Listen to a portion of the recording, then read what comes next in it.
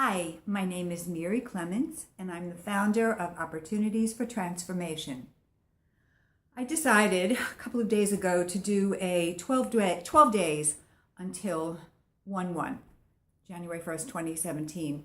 And so I have been writing blogs, sharing my heart wisdom, sharing about my own experiences of healing and transformation. That, as healers, what we do is we heal, we transform from our pain into a life of greater peace and joy and being able to make choices instead of reacting. And then we turn around and we serve the people around us. So I've been writing a blog with information, and hopefully there's some wisdom there for you too, and that you can feel the heart love. Well, today I decided to make a video instead of writing to you, because sometimes there I am writing at 2 a.m. in the morning, and I thought, this might be a little bit better.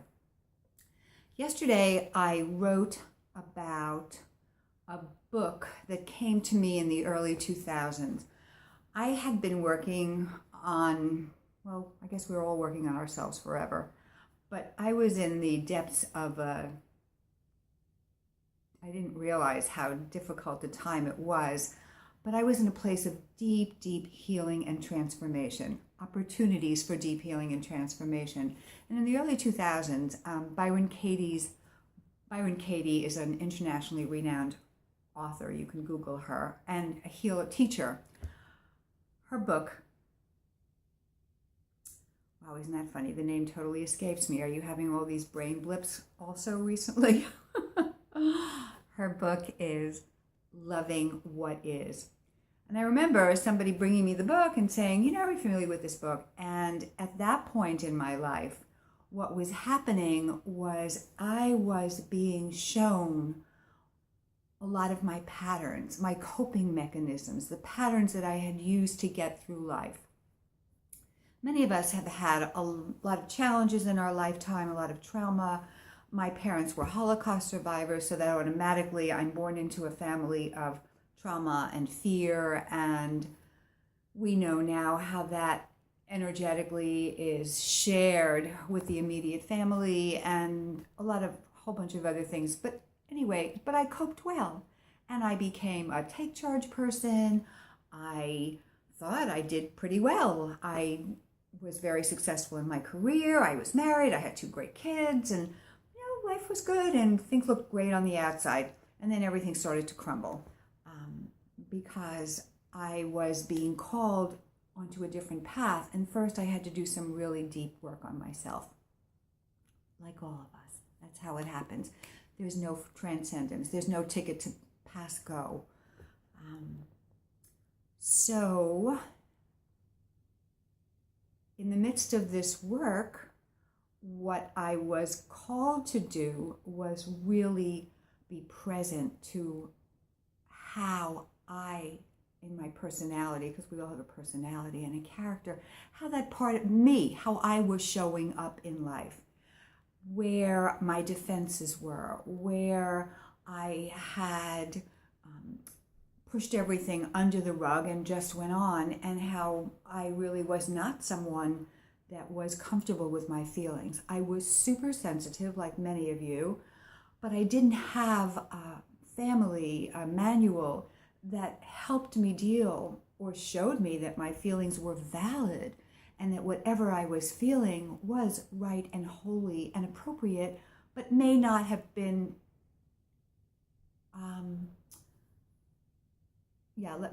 leave it there, period. My feelings were right.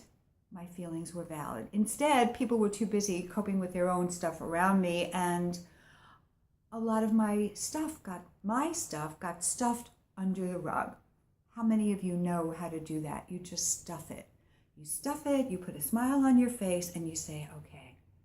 It's really good, wise coping that we just automatically do. But then I got to a point in my life where there was no more room under the rug. And so Byron Katie's book, Loving What Is, and I'm seeing my patterns. I'm seeing that I don't really have a voice for me. I was a big advocate for everyone else. I could speak up for them. I was great at my job, but I wasn't good at expressing myself for me. I didn't feel safe to say, well, this is how I feel about it, and how do we navigate with all of that? So I couldn't say this is how I feel. I couldn't say this is what I would really like. A lot of times I was pretty aggressive with what I wanted. So I did have a voice, or I did have an aggression to take care of myself, but not in a heartful, collaborative way. Okay, didn't have a voice for me, couldn't express my feelings, didn't feel safe to express my feelings. And actually, so I had disconnected from a lot of my feelings and parts of my life and just kept going. And then I couldn't do it anymore. So as I was being shown my patterns by people triggering me, and I could see, some part of me had come in that was just like, wow, let's look and see. I was shocked, and I didn't know what to do. And, it made me want to, oh my God, that's not me. I don't want the world to see that part of me. So being vulnerable, being transparent, being honest, oh my gosh, they were like not anywhere in my life, nowhere in my life. I was always the caretaker. I was always making sure everyone else was taken care of. So Byron Katie, loving what is, I thought, and since this could be public, I'm not going to use the word that came to me, but it is on my blog. It was like, no. I cannot love what is. I cannot. I can barely look at what is. That was my starting point. That is the starting point for so many of us. This is the medicine. To notice, step back, allow the part of you, there is a part that is an observer. Like you're watching a movie, and you can just say, I wish I had an observer part of me. I want to have that part of me now. I actually call that my higher self, my divine self. So there was a part of me, there will be a part of you that's actually able to look. You'll still feel a whole bunch of this stuff, but just noticing, stepping back like you're watching a movie. Make it like you're watching a movie. Oh my gosh, look at how I'm interacting. Look at how I am negating myself. Look at how I'm denying myself, my true feelings. And just, so here it is, the big word, notice. I just want you to notice. You may have a lot of emotional reaction like I did, like, oh my gosh, like I wanted to pull a bag over me because I didn't want people to see what I was seeing. Like, oh my gosh, this can't be me. I don't like her. I don't like me. Notice, just notice all of it. Notice it all and begin to allow what you are noticing. So take deep breaths, and let it go all the way through your system. And I want you to be as kind and as gentle with yourself as you can be as you begin to notice what your patterns are in your life. Now, your patterns are actually good. They're your protectors. They allowed you to go on with your life. If you, for example, had a parent who never supported how you were feeling, it was all about them. They could never listen to you. They would never say, sweetheart, come, I see you're upset. Come and tell me what's happening. Why are you so sad?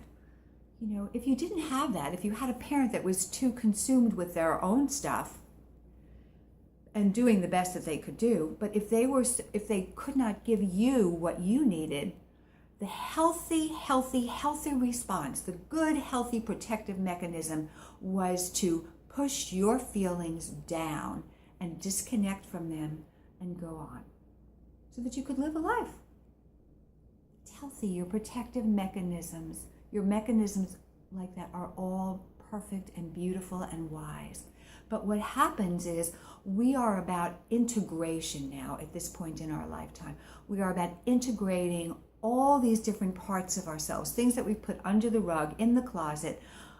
Many of us, and if you're watching this and you've gotten this far, you are about integrating and opening your heart and allowing your soul to come in more and more fully, that balanced part of you.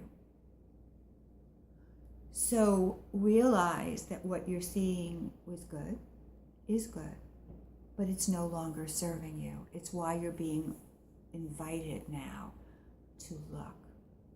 And step back and watch it as if it's a movie and allow yourself more and more to notice what's going on there and notice how you're feeling. Feelings. We are mostly water on this planet. Our bodies are mostly water. In Chinese medicine and in other teachings, water represents emotions. So we are a lot of feelings and sensations. And most of us are like me. We are living in our heads, trying to figure things out from the neck up. We are totally disconnected and denying what we have been feeling. We can't go on this way. This is not full-on living. You can't manifest, you can't have everything you want in your life. You can't feel that feeling of joy and completion and ease and peace if there's this internal conflict and this internal disconnect. So I'm going to invite you to join me as I continue. I'm going to be sending out more videos because this is an easier way for me to communicate, I see. And I want you to just begin by noticing, stepping back like you're watching a movie. Sit down, watch, take some deep breaths, and invite that observer part of you, whether you call it your divinity, your fairy godmother, guardian angel, to really hold you and help you just observe. And imagine some space, because as you're watching a movie, you're not right on top of the movie. So let there be some space between you and what you're watching if you can. And then you will notice that you won't be able to help but feel a lot of this stuff. Feel a lot. It's okay. It's okay. I want to say to you, you are safe. But my sense is that I can say those words to you, but they're going to slide off, like Teflon. You won't be able to feel the safety, but you are beginning. You are beginning. You are absolutely, truly held in this container of safety and love, and you are expanding to allow those energies of unconditional love, your true self, your soul, your spirit, your I am that I am, to come in now. And that's what this is all about. So begin, notice, and allow. Do a lot of breathing. Write me. I'd love to know how this lands for you. I'll be sharing more.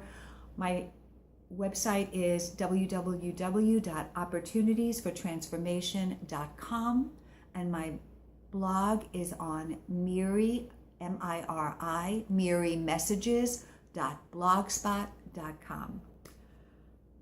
Satnam, I am in love.